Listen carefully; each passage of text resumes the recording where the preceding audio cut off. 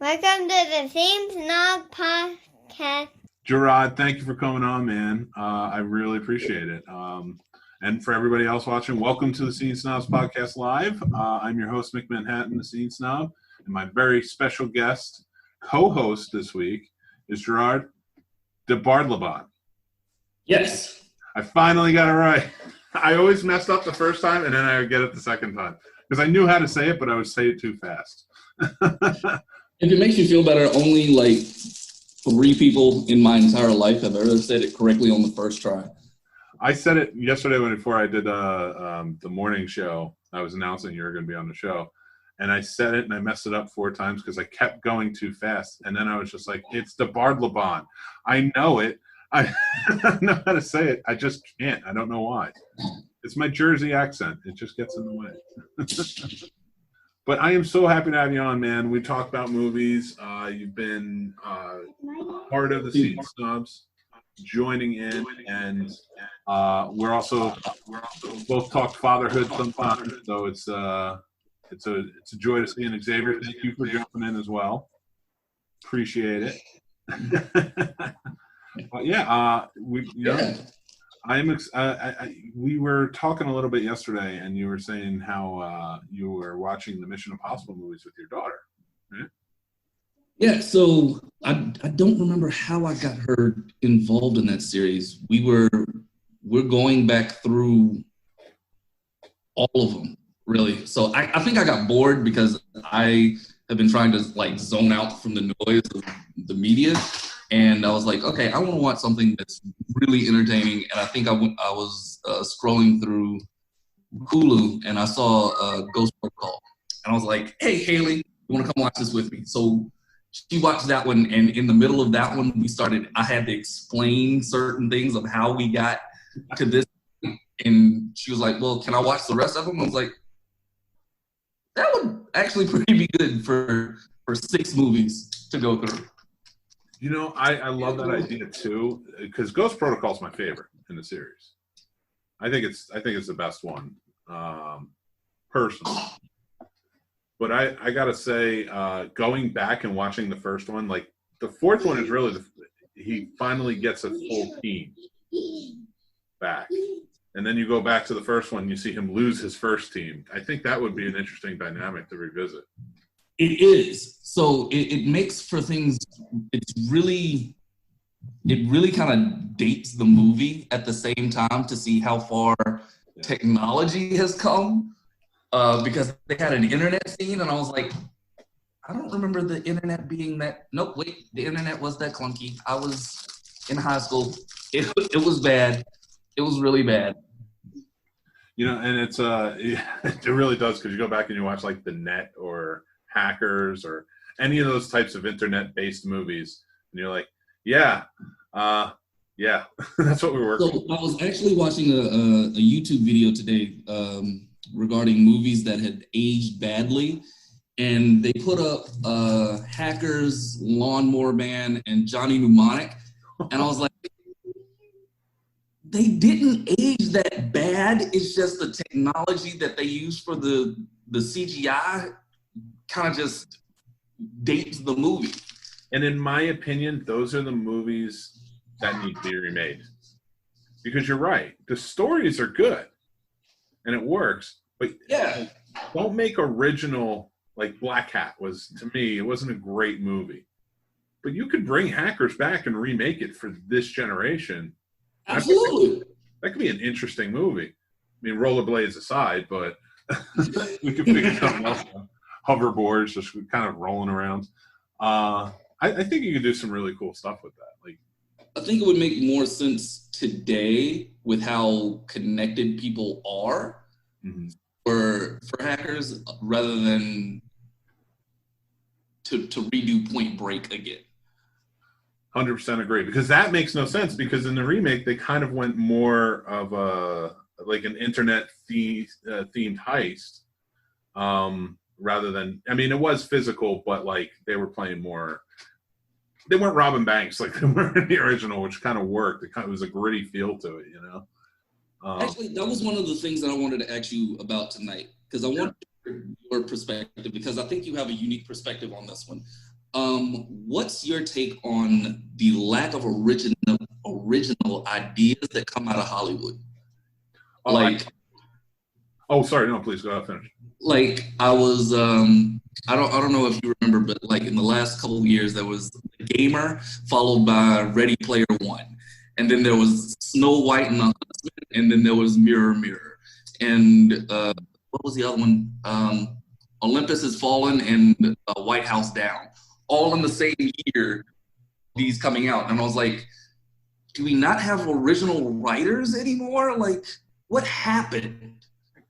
You do. You definitely have original writers. So a lot of times what will happen is somebody will write something that is original, and then they're like, well, we just had a hit with this and it needs a sequel. So let's take it and they'll give it to like a well-known writer and say, rewrite this and fit it into this movie.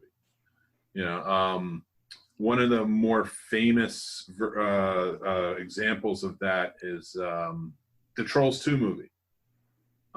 Recently, like the Trolls 2 movie was not written for Trolls. It was a completely different movie written, and they needed a Trolls 2. So that had to do with music and somebody trying to steal the music, and they just rewrote it and put Trolls in it. So they'll do that a lot. I'd say the most famous, in my opinion, you remember Chinatown with Jack Nicholson? Yeah. And then he did the sequel, The Two Jakes. That's actually a trilogy. The books are a trilogy. And there's a third one that deals with the transportation system and the trolley services, having kind of feuding with like the busing service and things like that. And they were supposed to make that. They wrote a script for it. And it was rejected after The Two Jakes didn't do well. And then they went and they remade it. They rewrote it into another script, Who Framed Roger Rabbit. Oh. Yeah. So it's that's kind of cool. So it's yeah, I mean it works. Like sometimes, and then that was a really original story too, which worked. They add in the tunes in and things like that. So you got sometimes the Cool World. Yeah, you get. I mean, Cool World is a cult classic. We can definitely put it there. I don't know that I wouldn't revisit it. I probably would. I just haven't in a long time. So like the lack of originality does suck, because there are a lot of good writers pitching their scripts, and they kind of want to go with the same stuff over and over again. And so the ones that I actually do want to see more of, Amazon kind of did this one on their platform also, was the new Jack Ryan. Was it Jack Ryan? Mm-hmm. Oh yeah, with John Krasinski. Jack Ryan series. I'm actually really involved in invested in that show, and I want to see it do well, because I want to see his turn into making to president for Clear and Present Danger. Yeah. To see that whole turn come full circle. I would love to. So the first season, I forget the name of the book. I think it was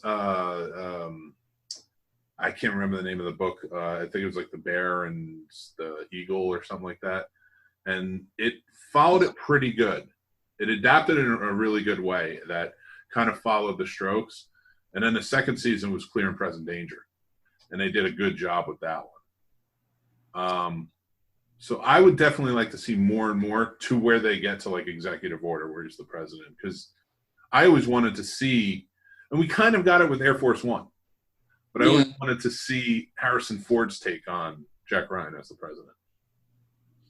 I think that would have been good. I think that would have been just to see, because we're talking about the 90s, and during the 90s, I don't think we really kind of delved really deep into series movies. Like you had like your Police Academies and your Beverly Hills Cops, but nothing where like a series character progressed through each and every movie. So to see some of them come back now, I'm really impressed, and at the same time, I want some different remakes to come about. Yeah, I agree with you, but I feel like I like the move to television, especially with the streaming services. I wouldn't want, like, because they did try it with Sum of All Fears, and I didn't think it worked.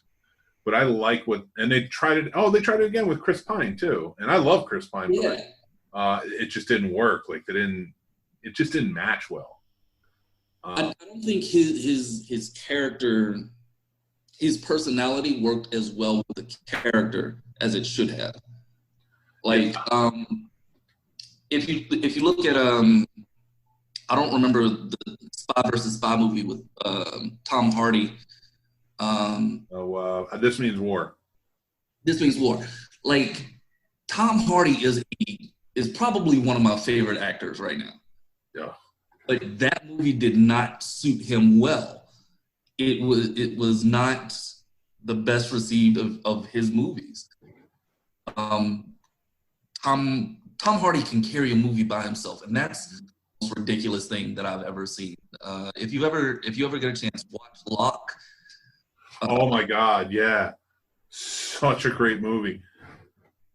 And I never thought of a premise of just a one man sitting in a car, talking to himself or on the phone, trying to handle everything in the world in this 2-hour drive.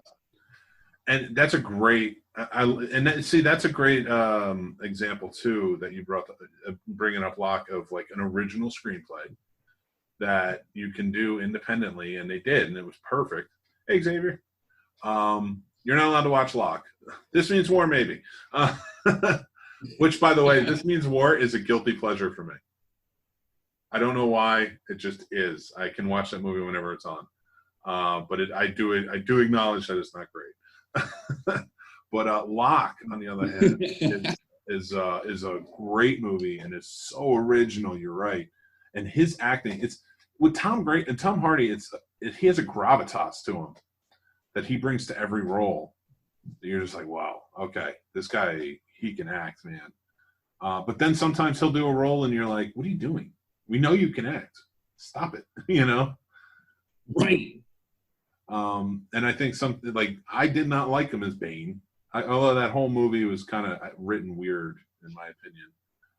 And I didn't like what they did with him or the choices for him. And I didn't like him. I love the movie Warrior, but I didn't like his acting choices in Warrior. See, that's really funny, because Warrior for me is probably my favorite movie right now of all time.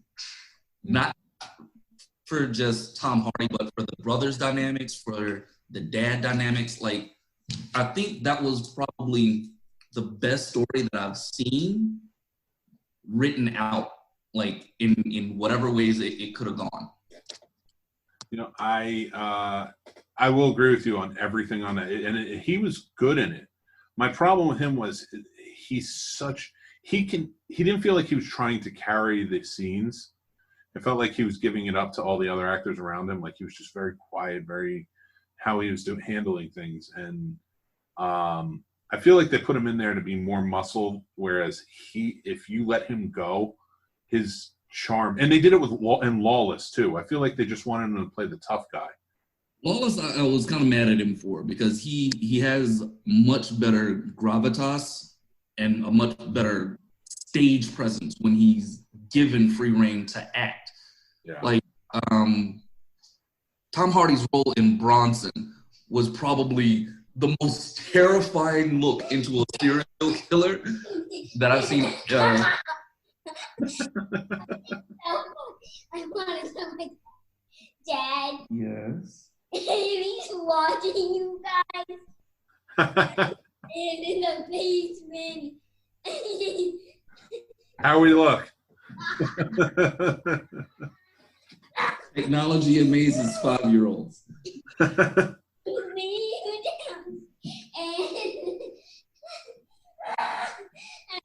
Okay. It's just too funny for to tell my dad the whole thing. Okay, I love you.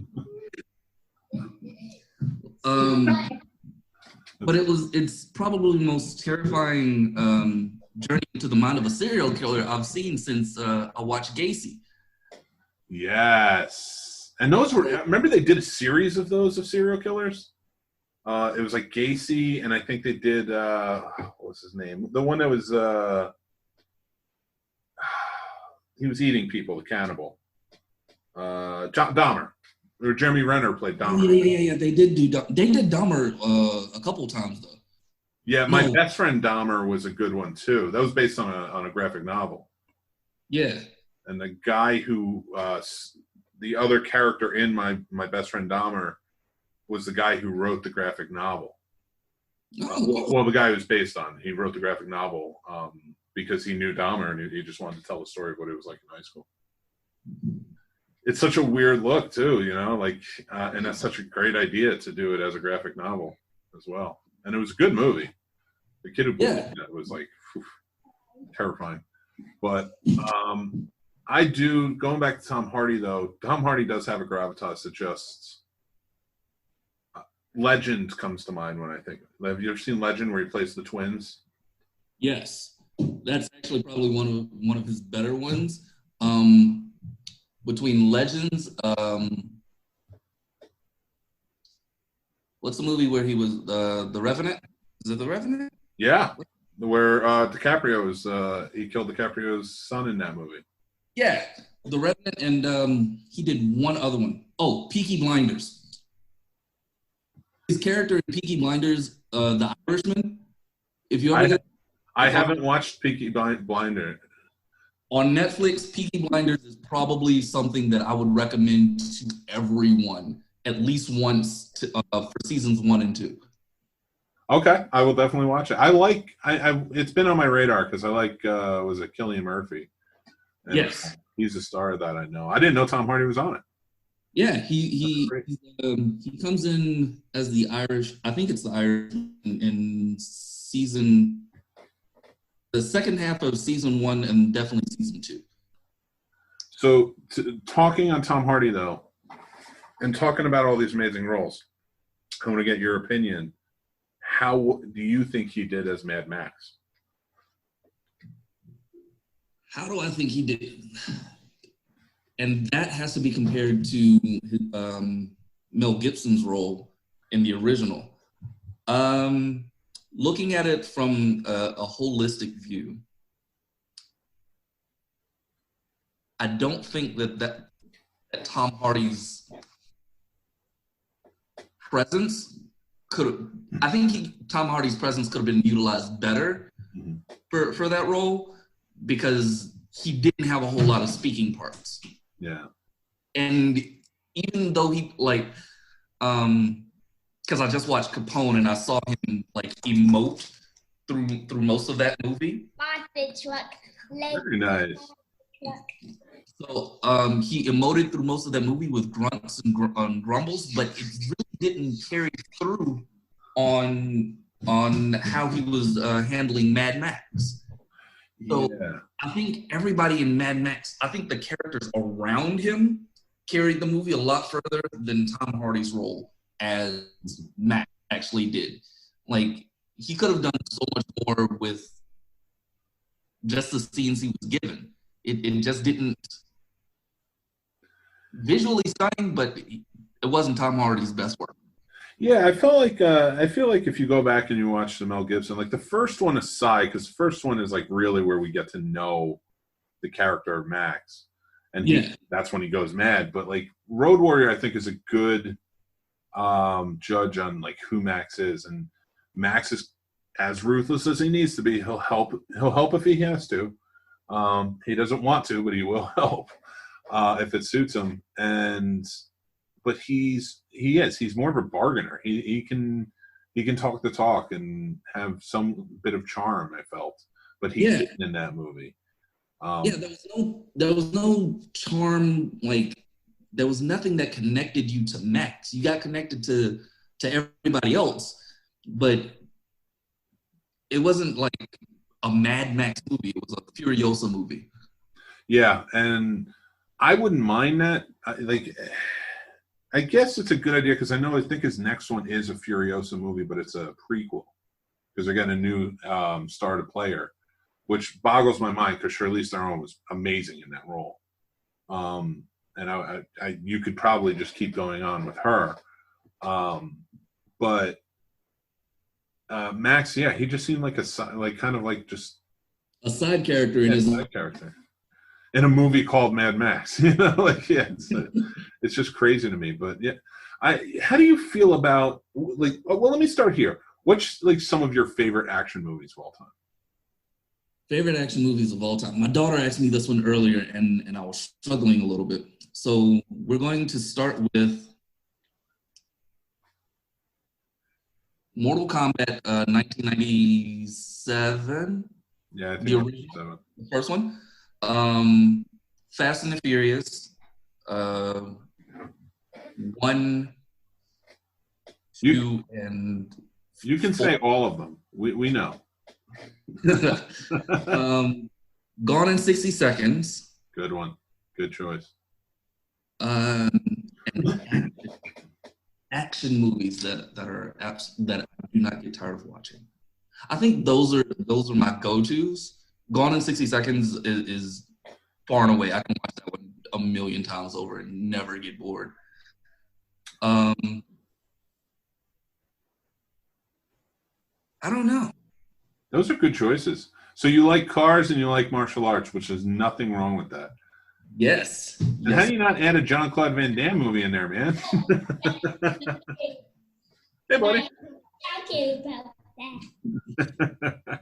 You cannot keep running in and out. You have to choose one. Either be in this conversation or be downstairs. You can't keep choosing both. Okay? Just watch downstairs, okay? Oh, I get it all the time, man. Trying to do 5 live shows a week, that my 3-year-old wants to run in all the time.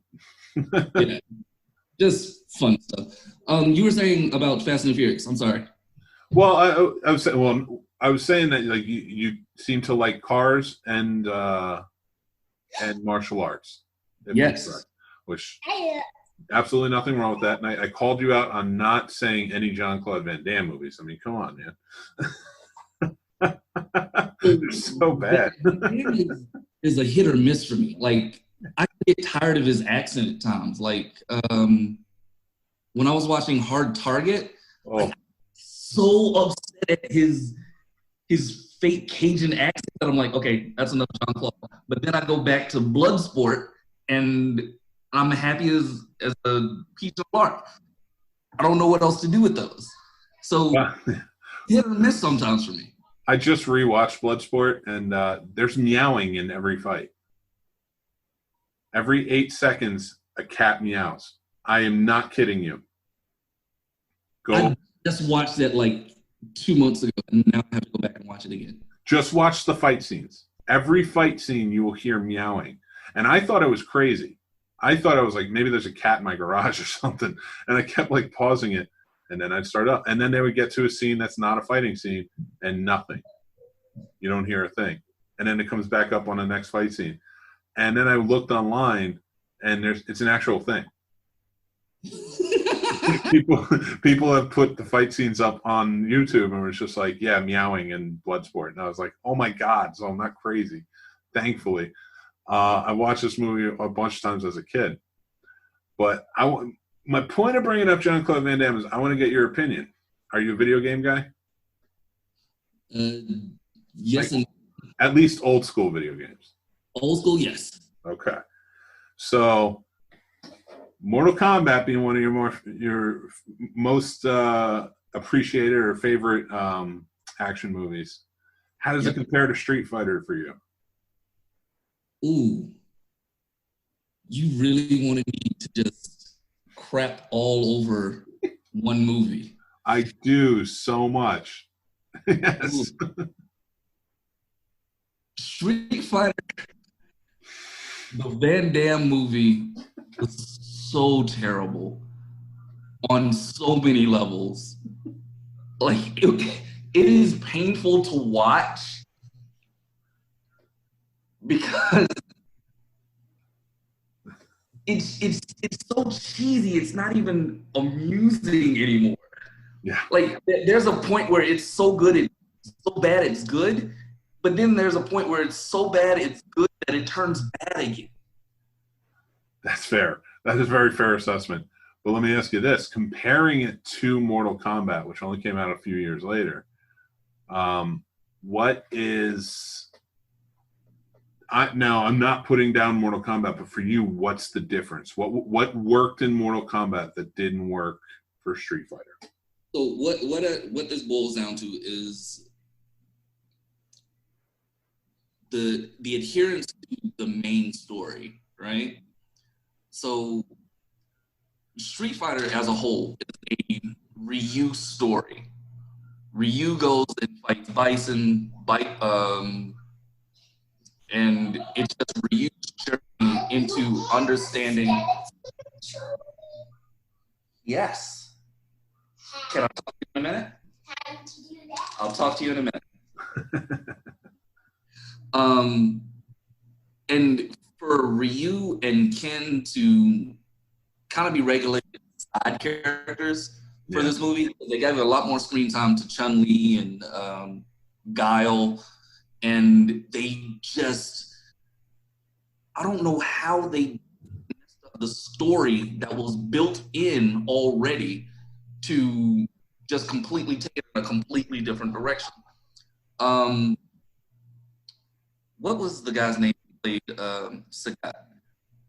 He's a famous actor, and I cannot remember his name, but I see his face right now. Who played who? Sagat, the guy with the eye patch. In Street Fighter, I don't know. Let me find out for you. I will look that up. Oh wow, they only came out a year apart. I didn't realize that. Cannot remember his name. Famous actor in the movie. You mean besides Jean-Claude Van Damme and Raul Julia? Yes. Oh man, Miguel Nunez Jr. is in this movie. Yeah, he played DJ. There's so many people I didn't realize. I don't know. I can't find the guy. Wait a minute. It's been so long since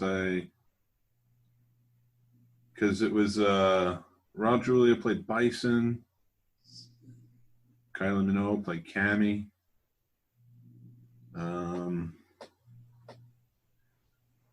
I don't know why it's not. It's Wes Studi. Wes Studi. Okay, let me look him up. Oh, Wes Studi. Oh, okay. Oh, wow, yeah. I mean, this dude's in everything. Yeah, and Sagat is supposed to be next to Bison, the next super small boss. And he does nothing in the entire movie. So you took a sub-boss and made him, not even a main character. It was just... Well, he's such a strong actor, too. Because you watch, in Heat and things like that, this dude's in so much stuff. Exactly. So you took, this really strong actor, made him a sub-character, and then took the sub-character and made him even weaker. Yeah. That's where things just got aggravating for me, where you take these storylines and you completely change them to highlight the main billing on the story. Mm-hmm. Personally, I would have been much happier to see Van Damme in Mortal Kombat like he should have been, because that's who the character of Johnny Cage is supposed to be in the first place. Yeah. I mean, he gets that move, the split to the punch to the groin from Bloodsport. That's a great point.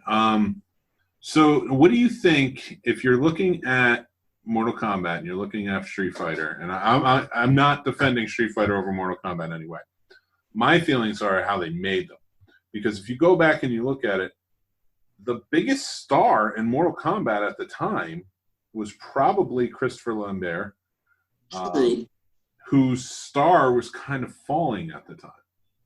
True.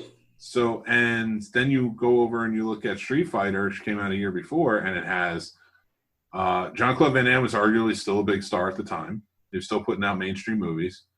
I think Hard Target only came out a year before that. True. Yep. Then you had Wes Studi, and then you had Raul Julia playing Bison, which again, a huge actor at the time, an acclaimed actor at the time. So what do you think was it that why do you think that it worked? Again, was it purely story? Because, I mean, you did not have a lot of sparks. Story. And I'd have to agree, because it seems like Mortal Kombat took their story seriously where Street Fighter didn't. Yeah, and so even if you took into account the other Street Fighter movies, they didn't take their story as seriously.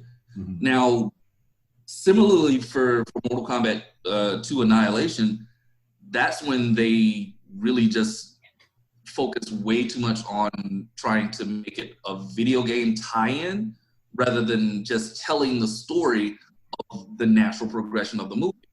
Yeah. So that's where Annihilation went wrong. And they just kind of shoehorned in fights that made absolutely no sense. Like, we're now going to travel the world in spheres just so we can have underground. Like, why? What purpose does that serve for the whole story other than to move the plot along? So what would you like to? So I know they're kind of. I think they're remaking Mortal Kombat. I'm fairly certain that they are. Yep. What do you think they would have to do to get it right as a remake? Like, be similar, or should they take in a different direction? So I don't know if you saw Michael Jai White actually did a YouTube version of Mortal Kombat where they retold the entire story of how they got to the actual tournament. And they put a kind of a gritty, realistic take on it, which wasn't too bad. And it was maybe like 13 or so web episodes to get up to that point. And it was just the storytelling of how to get to these movies, or how to get up to the tournament, of why these characters are being thrown together when they're so vastly different, right? So to get the new Mortal Kombat to a good starting position, if you're going to take it through Mortal Kombat 1, 2, or whatever, stick to the story. Mm-hmm. Stick to Liu Kang being the champion of the tournament. Update your graphics just slightly, but you don't really need a whole lot to reboot the movie. I think if you've played the new Mortal Kombat 11, no, is it 11? MK11? Yeah, I think that's the newest one out. So if you look at the story for MK11 and do that, follow the story. You don't have to do a whole lot to improve on something that already works, that you already have a built-in audience for. I think one of the things for video game movies in general is they stray way too far away from what the story in the game is to bring in human characters to make it more realistic to our reality.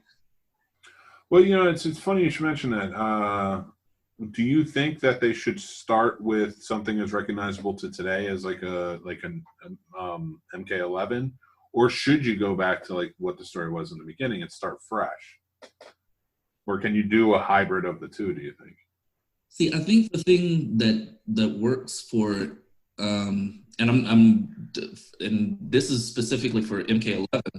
MK11 has now brought in time travel, so they can go back and forth through both scenarios and do the original storyline and the new storyline at the exact same time, so long as you have the writers to do it correctly. Mm-hmm. The problem with video game movies in general is going back to the original source material. Sometimes the characters are outdated. Like, you look at Lara Croft, and the original Lara Croft was halter top and high shorts, right? Yeah. But then you look at the updated Lara Croft, and she's just a girl who's trying to survive her way off of a dangerous situation to get out of an island. She's got on cargo pants, not cargo boots, but tactical boots, and she's just making the best of what she has on her. It's not like she went into this situation trying to get out. Yeah, she wasn't a super adventurer. Yeah, that makes sense. And I like when they do get more gritty with it. So like I agree. Like probably stick more towards whatever is working in this generation right now. Now to go along with that, like to that point, then I want to ask you a question. How do you feel about the recasting of Storm for the new X-Men movies? I don't. All right. I mean, Halle Berry's always Storm, in my opinion. Okay. She was great, but I can't remember the actress's name, but the young woman who played her in the younger version, in the last two movies. Yep. Yeah, she was fantastic too, and she was more realistic to Storm. Yes. To who Storm was. I think she would work better if they brought her in. Especially if you connect it with Black Panther, which they should, because that's an important storyline. So the theory on the internet is they're recasting her with Beyonce to do Beyonce as Storm. And yeah, I understand Beyonce has a huge following, but Storm is for the comic book community is not just a pretty face and a strong voice. She's a really powerful character that you need like a really strong actress to kind of carry her through some of her journey with T'Challa. She's going to be queen, not like a background mistress. Yeah. Well, I also think too, taking it away from just the storylines of the movie, but just thinking about pure acting, like nothing against Beyonce, she's a great singer, but yeah, you're right. She's not a strong actress. And she would be and if they team her up with Chadwick Boseman to put that storyline together, he's arguably one of the best actors today, if not ever. Every role he's in, like he encompasses, and he's the best actor in Marvel right now. Well, you look at like the characters who were in Black Panther with him, like. Oh yeah, I mean, Angela Bassett, Forrest Whitaker. I know Forrest Whitaker died in the first one, but like the actors he was surrounded by were big name, strong actors and actresses. So you can't necessarily put somebody who has to be carried through that movie in with that kind of acting talent. Oh, 100%. I mean, Black Panther is. I mean, Lupita Nyong'o is. Again, arguably, probably the best actress. After I saw Us and what she could do with two different characters, yeah, I can't think of any other actor right now that could pull that off. And she pulled that off through months and months of training. Think about another actor who's going to pull that off. And in a Marvel universe, the reason I say Chadwick is probably now I'm just taking mostly Avengers. He's probably out of the entire universe, but think about all of the actors in the Avengers. Like, I like Chris Evans. I like Robert Downey Jr. Robert Downey Jr. is basically playing Robert Downey Jr. Yes. That's Tony Stark. Chris Evans is basically playing good boy Chris Evans in the movie. You know, so... Remember, Chris Evans also played Johnny Storm. That's true. The exact same kind of gravitas, except he didn't have as many serious scenes to kind of lean on. I like that they're trading off and they're going with Sam Wilson and following the true storyline. I did not want Bucky doing it, even though I know he was for a short period, but that was a terrible storyline after Captain America died. I did not want them to follow it. When Iron Man asked Bucky to become Captain America for a short period of time. I vaguely remember that storyline. Exactly. That's how in and out it was. Nobody liked it. Everybody's like, Winter Soldier can't be. He takes over. It made sense for Sam Wilson. That was his sidekick since the 70s, basically. Yeah. So who else is going to take up the mantle? His sidekick from the 40s. So, in his short shorts. So we get, but going back to original, like when you look at different roles that they play. And every time I look at acting and who gets picked for a role, Benedict Cumberbatch is probably the only other one I'd say is probably up there as like one of the best actors in Marvel. And I didn't like him as much as Stephen Strange, but I do like his acting. He did a series, Sherlock Holmes, and I thought his acting was absolutely phenomenal for that role. The best Sherlock, in my opinion, hands down. Yeah, he did. That's such a great show. I'm glad you brought that up, because he does show a lot of range in that too. But when you get to when you're thinking about it, and is that your daughter? No, that's my son trying to bounce a basketball. That's awesome. But when you think about it, like, again, going back to talking about like introducing Storm, like you need somebody who can play off of who will be her husband, Chadwick Boseman. Like, I mean, exactly. This dude, every role he takes, he is in that role. Did you see 21 Bridges? Yes, I did. Great. Now, okay, the movie was good. Wasn't great. But he was great in it. He carried that from beginning to end. Yes. Impeccably. And that's what I mean. Like, that's the type of caliber of acting that you're looking at. And essentially, he and Captain Marvel are going to lead the Avengers going forward. Please.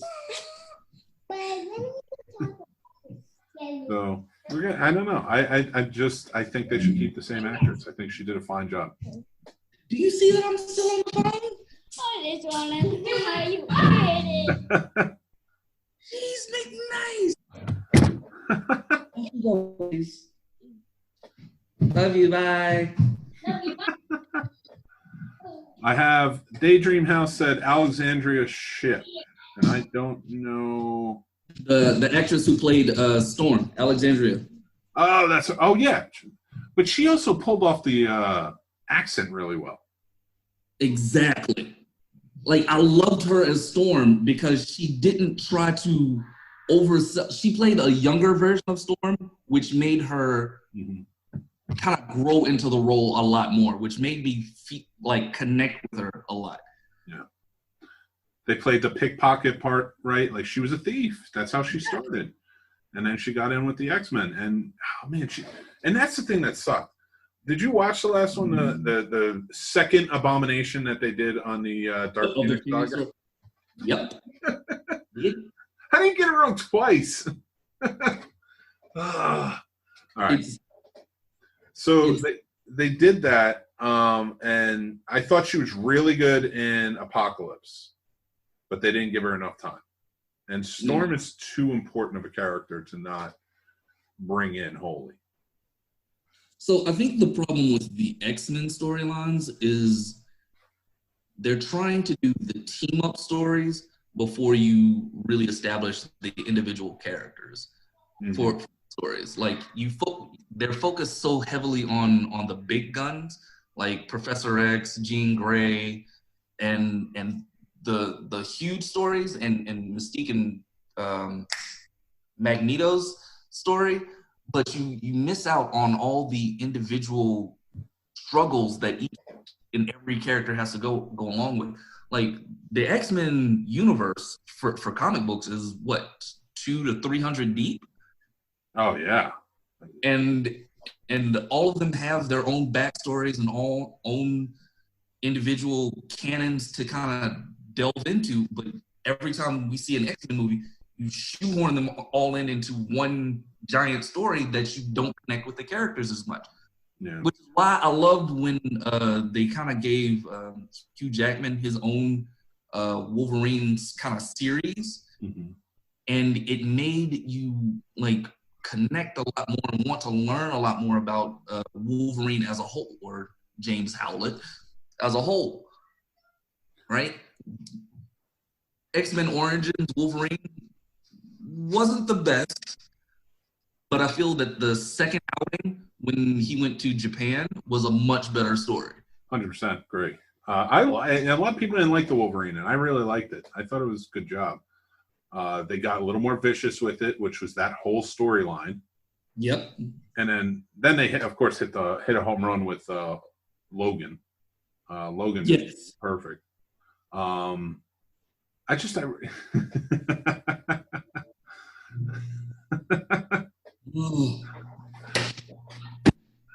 Okay. Hey, in fairness, that's Dad's tablet. Not mine.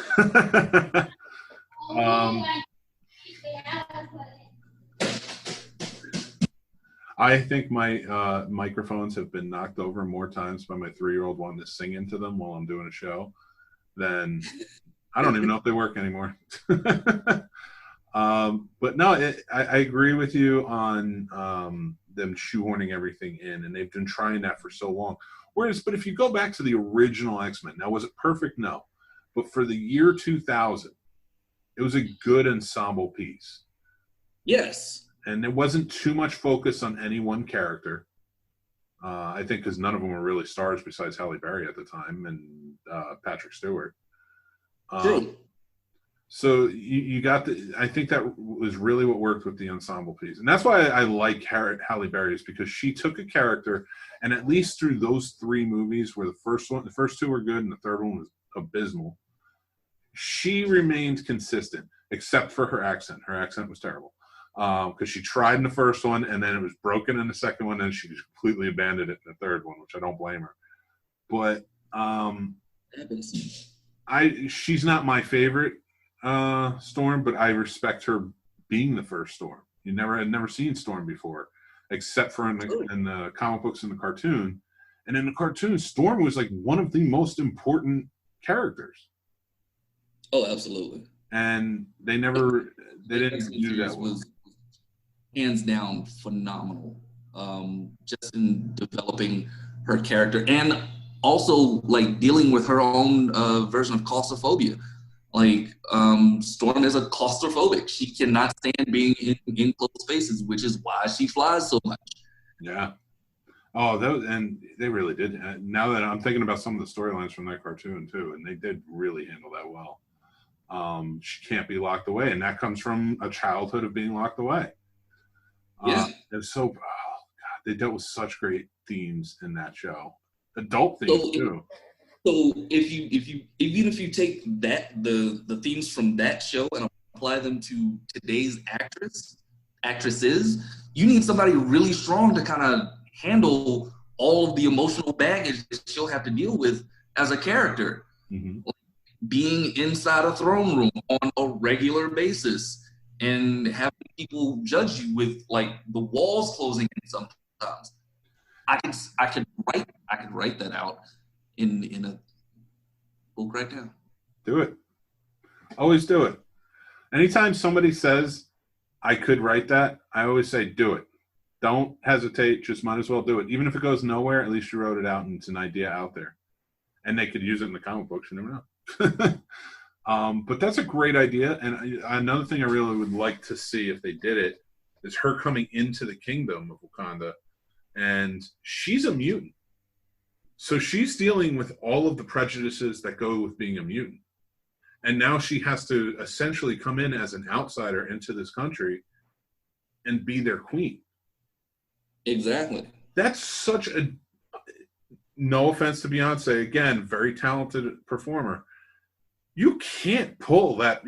She's not an actress. You can't put that on her to pull that off. No. But I bet you the girl from Alexandra Shipp, I bet you she could. Because she was in The Endless, and I was looking it up, and I was like, The Endless is a good movie. She's in a lot of good movies. And I didn't... She was the young girl in the new Shaft movie, too, and that was a funny one. Oh, yeah. I like that one. Oh, my God, dude. I want them to make more. As long as you have Richard Roundtree here, you should be making as many of those as you can.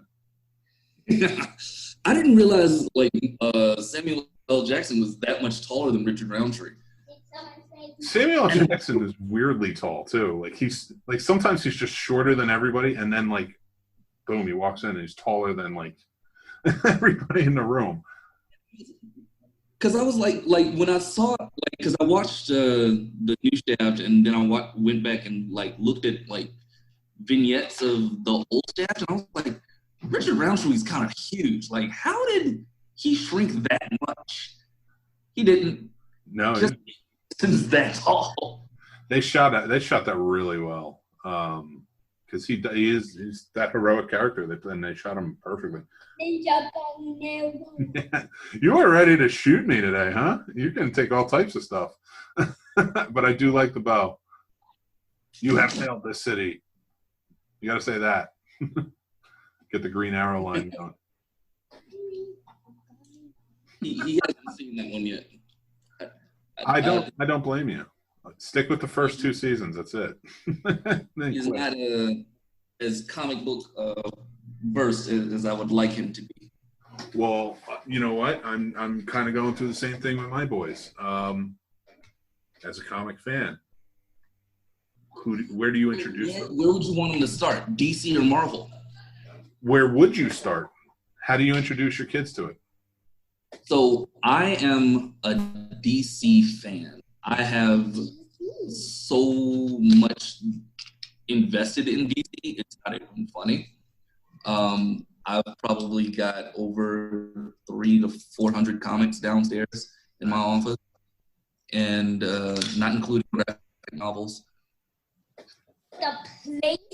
So I introduced them first to Robin, Tim Drake, and so when they see Dick Grayson and Damian Wayne on TV, they're like, "Well, what happened to Tim? Where's the?" Well, baby, then you have to go back to Jason Todd. Who's Jason Todd?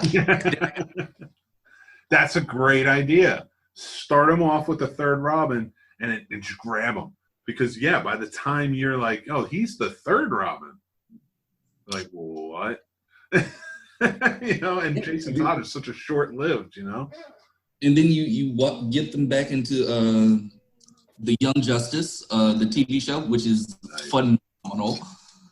And then you go into Teen Titans, not Teen Titans Go, because if you mention Teen Titans Go around me, we just might fight. But then you get them into Teen Titans and Young Justice, and then have them ask all their questions. Be like, well, I've got a set of books for you downstairs. Yes. Start there. And that's such an important one, too, because I want to say that I'd probably introduce – you got to introduce a mega storyline for them to get into. And either DC or Marvel.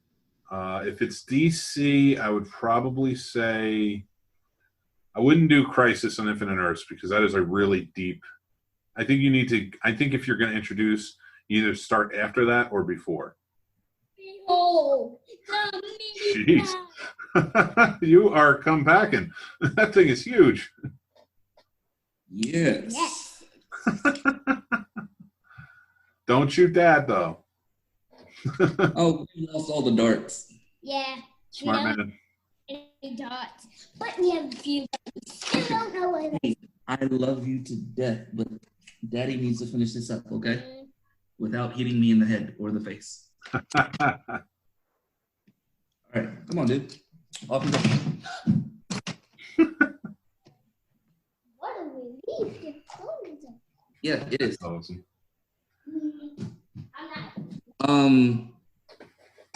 So I'm a little torn. Like, I would probably start somewhere with Batman too. I like the idea of starting with Robin. So, truth be told, my favorite character is Nightwing.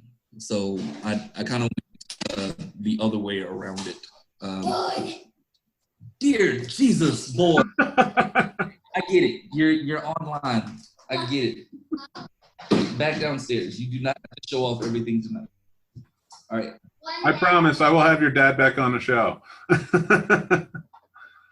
Especially if we're going to talk comics. No more. No more. No more. No more. I got it. No more.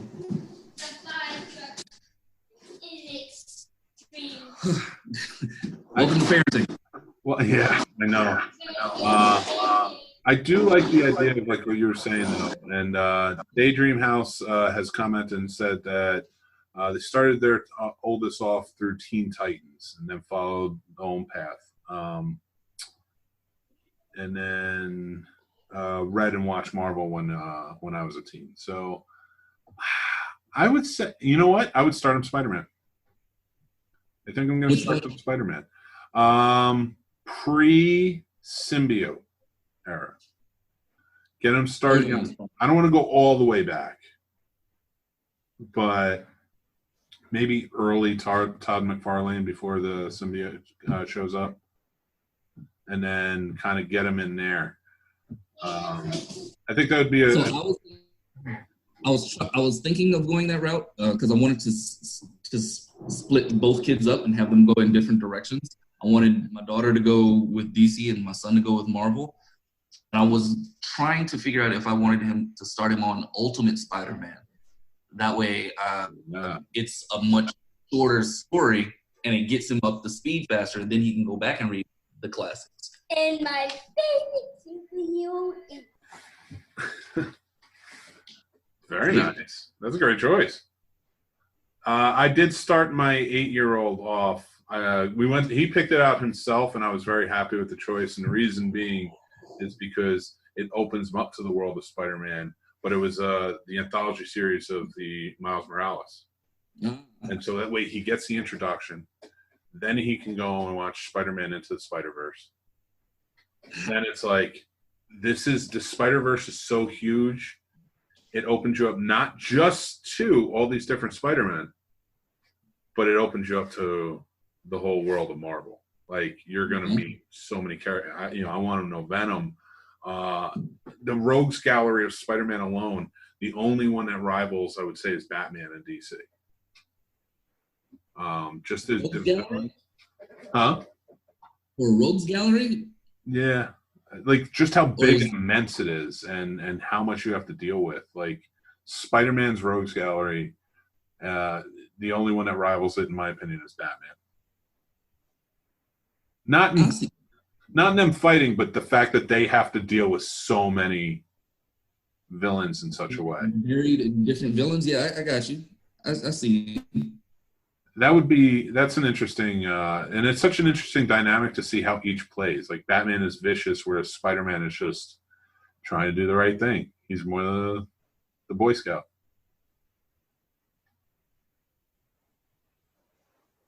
I always felt that Spider-Man's story as a whole was probably the most tragic story in modern writing that I've ever seen. Because all of his rogues are personal. It's never that they're so detached from him that there's some common criminal that he isn't brought into their lives in some way.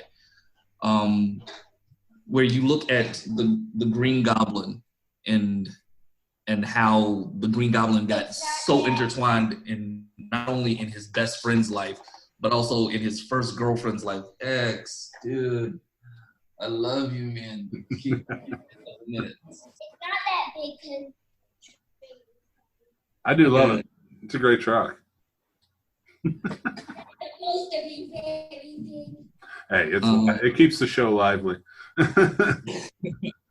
But so then you go into like his first girlfriend dying, him trying to get a job, trying to keep a job, getting a job where his alter ego is the most vile, hated person in existence, trying to take care of his aging aunt. Like, his story is just so tragic that it's probably why they keep rebooting it, because you can tell it a million different ways and still care about Spider-Man.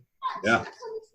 But that's why I like the Miles Morales take on it, because now you introduce a new Spider-Man who's younger, and he doesn't have as tragic a background.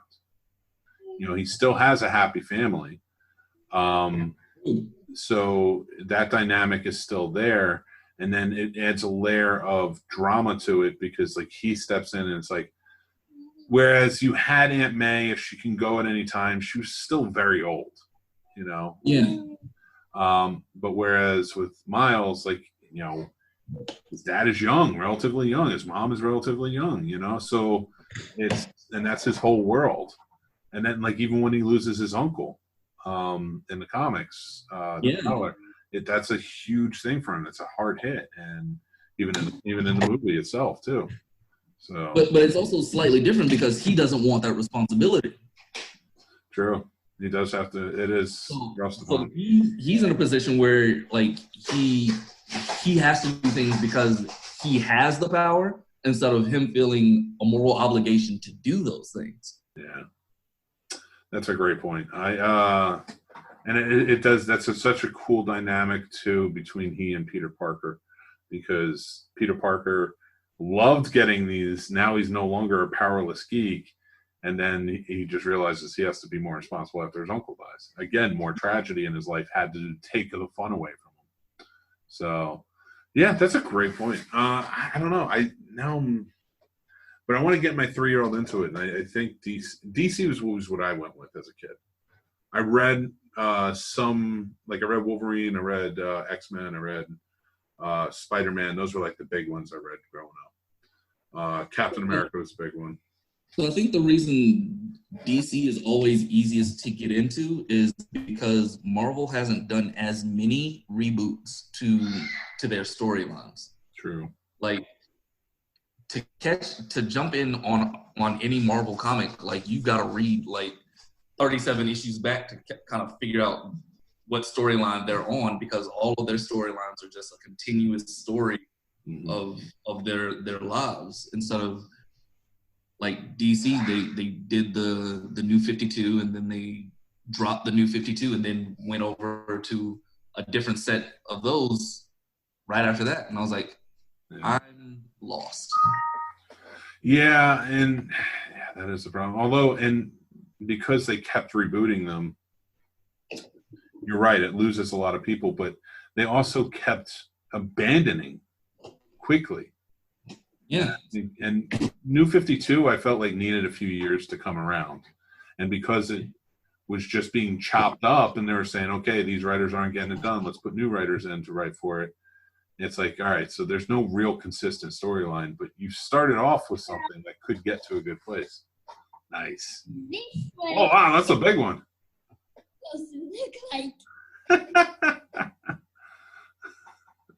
That is fantastic. I love it. Hey, man, that's what it's about. I'm glad to have you on for this, because then we can prove what fatherhood is like trying to do anything. But at the end of the day, it's the best thing ever. Absolutely. I love him to death. I really do. And it's just and I'm glad you got to watch the Mission Impossible movies. Well, some of them so far with your daughter, and I'm sure you'll continue on. So the funny thing about that one is going through series. This is me and my daughter. So she watched your favorite series, Back to the Future. This is my favorite. She watched Nice. all of the Police Academies.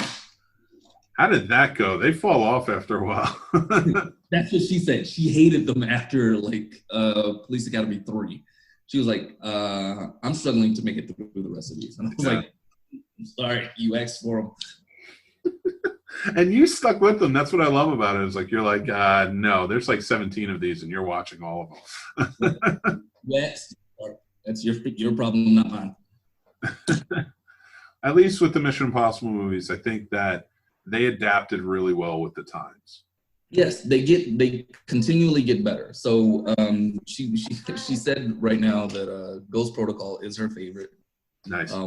But Mission Impossible 3, which is personally my favorite, Good one.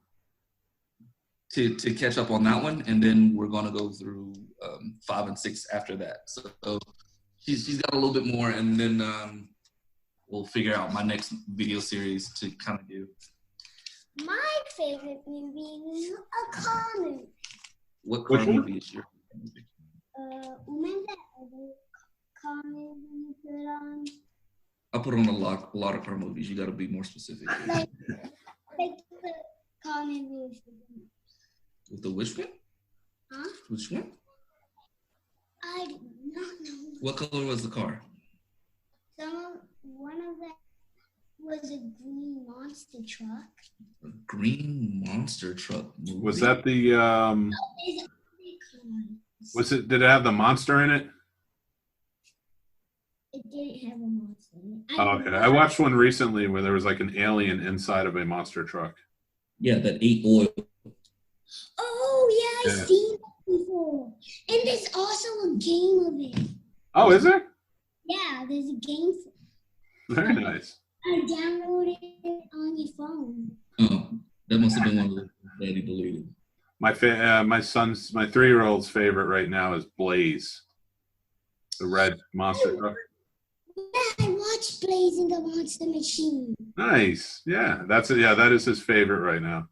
And I watch it with him. And my favorite on that show is Pickle. And that's only a kid movie. A show, not a movie. That is a show. That's fair. Unfortunately, these days, I don't get away with a lot of movies. I have to watch a lot of Nick Jr. I have to watch everything once everybody goes to sleep. Right there. I have a movie I have to finish for tomorrow's show. 1932's Freaks. So I have to finish that up tomorrow. It's a very weird movie. It's a good movie. It's just very weird. It's about a freak show in a circus in the 30s. And it was starring an actual freak show lineup. So, which kind of brings me to a question for you. Sure. What do you think the weirdest movie you've ever seen is? Weirdest? That's a good question. Because I could tell you like one of the hardest watches I've ever seen, but I don't know that I would necessarily mean it's the weirdest. That's such a great question. I don't know off the top of my head. I'll think on that, but I will say one that I've watched that I'll never go back to is a horror movie called Cannibal Holocaust. Say that one more time. It was a horror movie called Cannibal Holocaust. It was a mockumentary. Yeah, it was banned in America for like 40 years. It was filmed in the 70s. I watched it in high school. A buddy of mine got it from out of the country on VHS. Ooh. And he had it sent to him, and he brought it over and we watched it, and I was like, I'm glad I got to see it because it's been banned, but I'll never watch this movie again. I was like, that's how disturbing it was. But weirdest, that's such a good question. I don't know. I don't even have the weirdest. So the weirdest for me that I've had to watch all the way through, well, I didn't have to watch it all the way through, but I wanted to, was Brazil. Oh, yeah.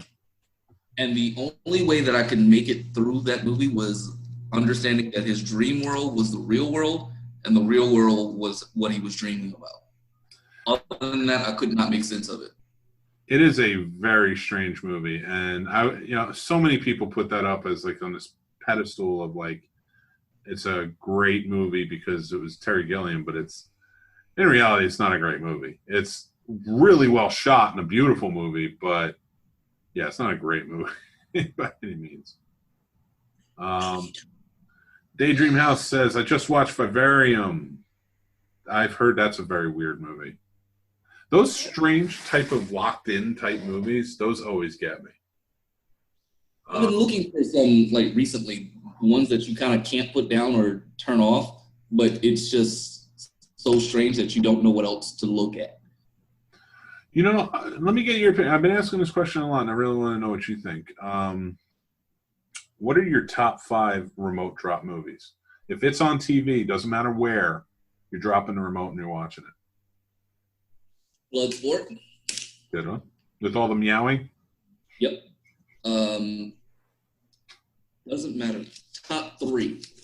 Drop the remote. Doesn't matter. Bloodsport.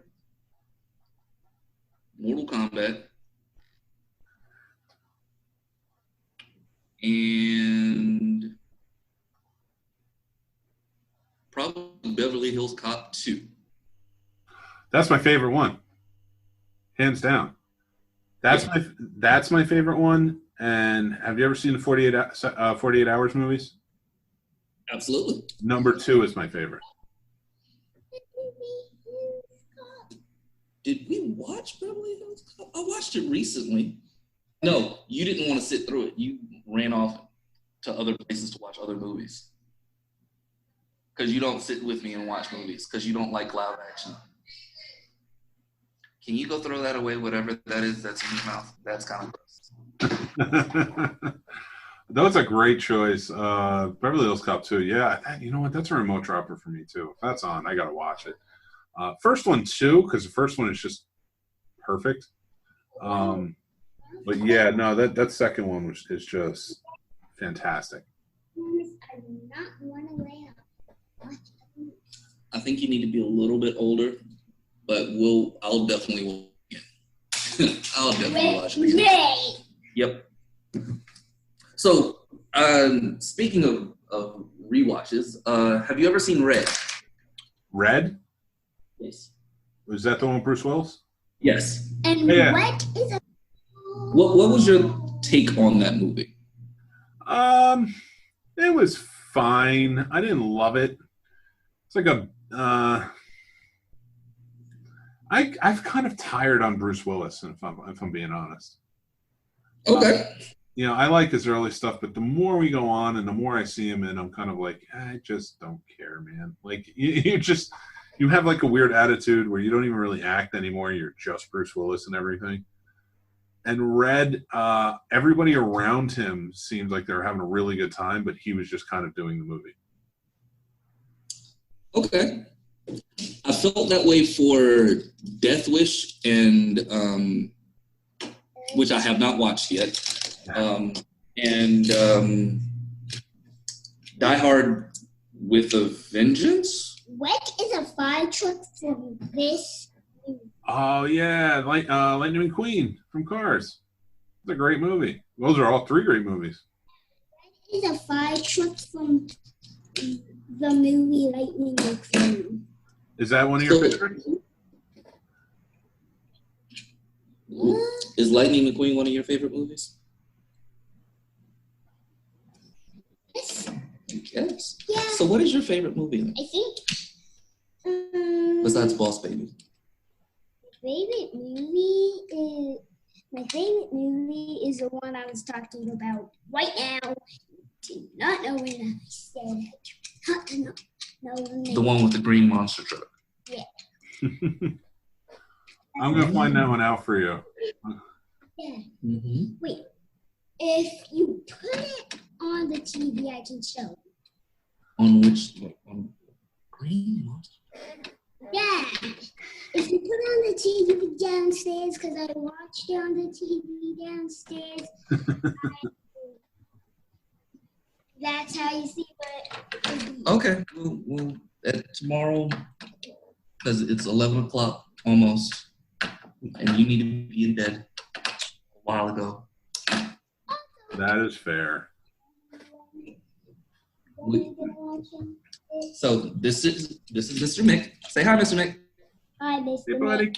Hey, I'm going to talk to you later. I'm going to talk to you. I had a fun time talking with you, Xavier. Thank you. Brush your teeth and go get in bed. Come on, buddy. Love you, bye. Brush your teeth and get into bed. Daydream, I will agree with you. Suspiria, the remake, was weird, and so is the original. The only saving grace, I didn't like either of them, but the only saving grace of the original was the soundtrack by Goblin. I'll always listen to anything by Goblin. And Helen Mirren was a badass in Red. Absolutely. And she's great, and I love her in the new Fast and Furious movies. Oh, yeah, she did play the mom. Yeah. I hate those. She's doing I hated Hobbs and Shaw so much. Why? I loved Hobbs and Shaw. I thought they were great together. Together, maybe, but not as a Fast and Furious franchise. Like, Fast and Furious has now completely jumped the shark. Like, oh God, they jumped the shark. They jumped the shark a while ago. I'll agree with that, but like that one was so over the top, it wasn't even close to being funny. Like, I don't even. So explain to me the physics behind this one, where you're riding on the back of a truck and you're being chased by a helicopter, and you hold the helicopter to the truck by a chain with your bare hand. Explain that to me. I've done that before. It just takes a little willpower. Can I explain it? No. All right. Here's how I'll explain it.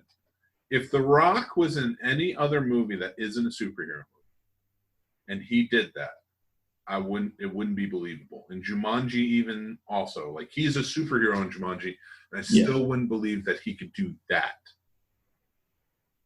But Hobbs, 100%, because of every movie, I believe he can do that, and I believe Jason Statham can do it in those movies. I believe that Vin Diesel can do it in those movies. Paul Walker, if he was still alive, could not do it, but he could jump over buildings, that's for sure. Yes. I will say Hobbs and Shaw, for me, when I went into it, I was like, this is going to be Hobbs and Shaw. And I have to think of it that way, or I'm going to hate it. It's like going into any Transformers movie. Yeah, they're not good. But if you want to watch two giant robots just fighting each other, yeah, you get what you want. You get what you need. And if I can enjoy Rampage for what it is, I can enjoy Hobbs and Shaw a lot, because at least it gives me those two characters in the Fast and Furious universe, not making a lick of sense in anything, but it has Roman Reigns in there, and it's a few other people. So it's like, I'm in. Whatever. Let's do this. I would take that right. Any Fast and Furious movie, when I saw the trailer for the new one, and it showed up that John Cena is playing Vin Diesel's brother, I was like, yeah, that's believable. 100%. I was like, there's no way I don't believe that this is true. Because it's Fast and Furious. It's the only reason I believe this works. Of course, there's no mention of a brother in 9 movies. For 9 movies, no. But, yeah. And we met them when they were still kids. And it's going to end, and they're going to make up, and he is going to be the next partner Paul Walker type. Exactly. And there's no way it can't work. Like, they tried to do it with Clint Eastwood's kid. And I'm a firm believer that you should never get rid of anybody. I don't care if The Rock hates Vin Diesel. I don't care what happens off camera. Pay these people enough money so you just keep adding, never subtracting. We lost Paul Walker because he passed away. But if he was alive, he'd still be in these movies. You can never know. You just have to add all the time. Clint Eastwood's kid better be in there. But you got to bring back Lucas Black. Yeah, dude, I'm all for everybody coming back, and I want this to be, by the time we get to Fast and Furious, like 15, the only person they could fight is Thanos' army. The only person we could. That's the only acceptable thing that I will. Charlize Theron even joins them after a while. She's like, "Oh no, Thanos is way worse than me," and she joins up with its family, because it's not a team; they're family. And I am along for lack of a better term, I'm always along for the ride. Watch it through. I sat down. I watched all of those movies with Tommy, my 8-year-old, and he was just like, I'm in. He's like, I'm in. Fast cars and just violence and okay, I get it. Those movies are written by 2 12-year-olds in a treehouse. Every single one. That's it. I don't believe anything else. They're just written by 2 12-year-olds. Oh, and this time, The Rock will grab a nuclear warhead on ice, and he'll throw it at the bad guys. And that's just how it is. They're superheroes now. You either have... You can no longer go back to the first movie and say, these are the same people. Somewhere along the way, a meteor that had magic powers had to have come down and bestowed magic powers on all of them. Meteor Man. Which, by the way, I talked about last week on our Cult Classic show as one of the best superhero cult classic movies of all time. Ooh. Question. We talked about The Crow. Was one Okay. It's all ones that aren't like big superheroes. Like they're pretty much made up for movies where they're graphic novels that are lesser known.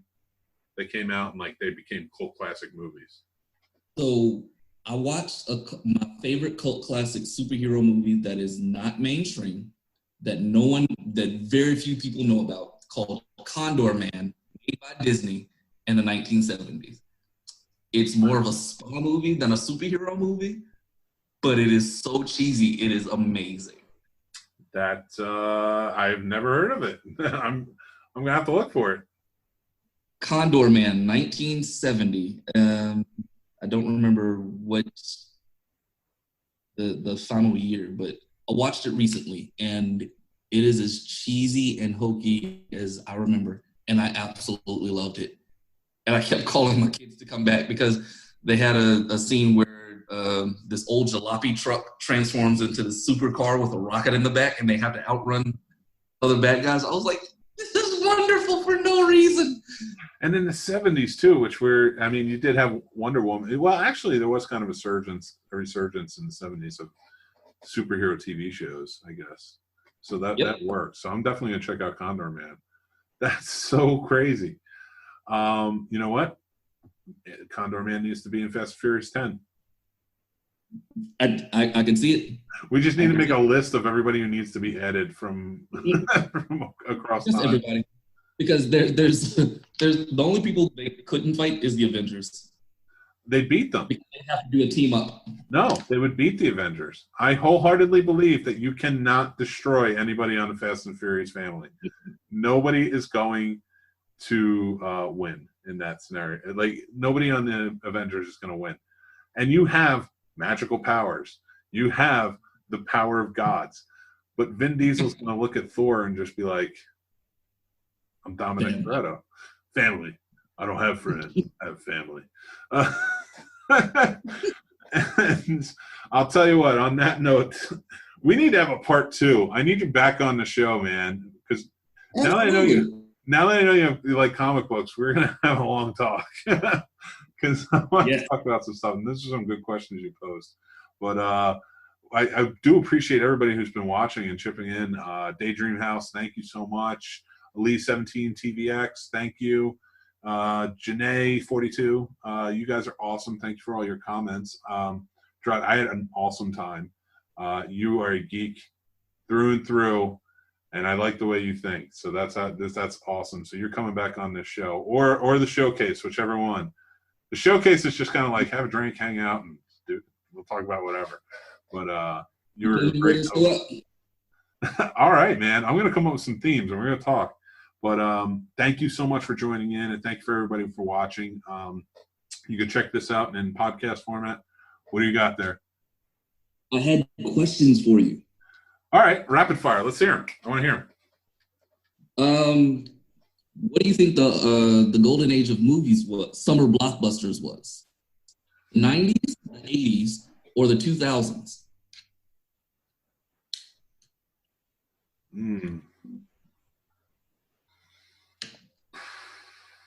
The golden age, I'm going to say the 70s.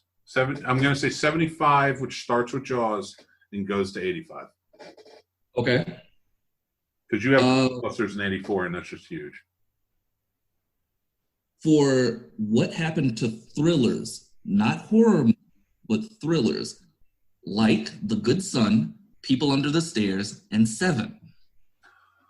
I would only say one that People Under the Stairs is straight up horror. That deserves a horror spot. It is a great thriller as well. Yes. But it deserves horror because I still have nightmares about that family. not the people under the stairs. No, dude in the gimp, weird, crazy old lady, and the dude in the gimp outfit. That is a horrifying situation to be in. And we talked about that recently on our Wes Craven appreciation episode, and it's such a great movie. It's such a great movie. I'm glad you said that. But to answer your question about thrillers, my favorite thrillers, I'm a film noir guy, but my favorite thriller era was maybe like 1986 to 93, 94. Yeah. You had some solid thrillers there. And that you're right. They've kind of gone by the wayside where you get them once in a while. And, well, no, you get a lot of them, but you get a good one once in a while. Yeah, you don't really get good ones anymore.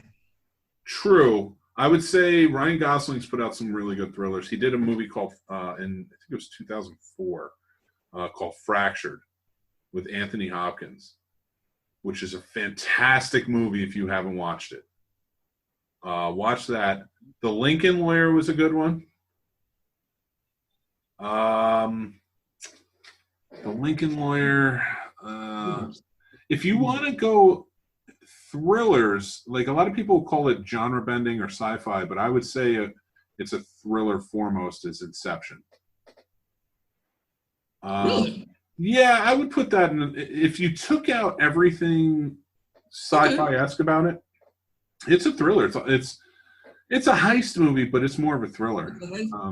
Okay. So, like, you do get some. There's another one. You ever see Drive with Ryan Gosling? I love Drive. Great soundtrack too. It's terrifying, but I love Drive. It is, and it's such a good thriller too, because just how it all plays out. So like you do get some. They're hidden gems now, whereas like in that time frame, I would even say like up until a certain point, you got a bunch of thrillers a year. You know, back in the day. But now, yeah, they're like you may get a lot, but a lot of people don't know how to make a thriller. That's the problem. Right. And then you get those hidden gems every once in a while that really work. So my favorite era for thrillers is, which I think most of your movies that you asked me about fit in that era. Good Son is in that era. People on the Stairs is in that era. What was the third one? 7. Oh, 7 definitely works. 7's probably the best thriller of all time. Yes. There's no arguing against that. It just is. That was just perfect. Not my favorite though. No, I think The Good Son is probably my favorite thriller of all time. You want to watch a really like crazy thriller movie that's kind of lesser known? I don't know if you've seen it. Is Pacific Heights with Michael Keaton, Matthew Modine, and Melanie Griffith? Sounds like I'll watch it. Sounds like something my mom watched. Check it out if you haven't seen it, or revisit it if you haven't seen it in a while. I just watched it last November. Matthew Modine was here at the Alamo Drafthouse, and he was like, they're playing like 9 or 10 of his movies, and like that was one we went to go see. And funny story about that, real quick. I was sitting there with Mary, and we're getting ready to watch it. She's never seen it before, and I'm on the aisle seat. And Matthew Modine walks in, and he's standing there, and I'm like, well, we're just waiting. I'm going to talk to Matthew Modine. I don't care. So I was like, I was like, what question can I ask him that he'll be engaged and we'll sit and talk? And so I was like, who is your favorite Batman to work with? And he goes, I've only worked with one. I was like, no, I mean, you worked with Michael Keaton. He goes, yeah, one. And I was like, you were in The Dark Knight Rises. He goes, oh my God, I was. He was like, I didn't even think about that. I was like, yeah. And that kind of got the ball rolling. And he was sitting in the row in the aisle next to me. And we were just BSing about his movies and stuff like that. He was a pretty funny dude. But Pacific Heights is a really good one if you haven't checked it out. Okay. These are great questions, man. You ask better questions than I do. I may have you take over the show. Because it is 11:04, I will save my next 2 questions for next time I come on, or I'll come up with questions. Well, let me know what works for you. You can always come on. I think next week I have another guest host, but I'm happy to have you on, man. It was a great time. Like I said, let me know when to come back. I enjoyed it. Appreciate your time. And thank you, the kids, for me. It was a pleasure to meet them. They were fantastic. Absolutely. And everybody, this has been such a fun show. Thank you for joining in and listening. You can catch this on podcast format, or of course here on the YouTube channel. Please hit subscribe and like the video. It helps us with monetization. Jarrod, you're coming back on the show. That's all I can say. So we will have him back on very soon. So thanks again, everybody, and I will talk to you soon.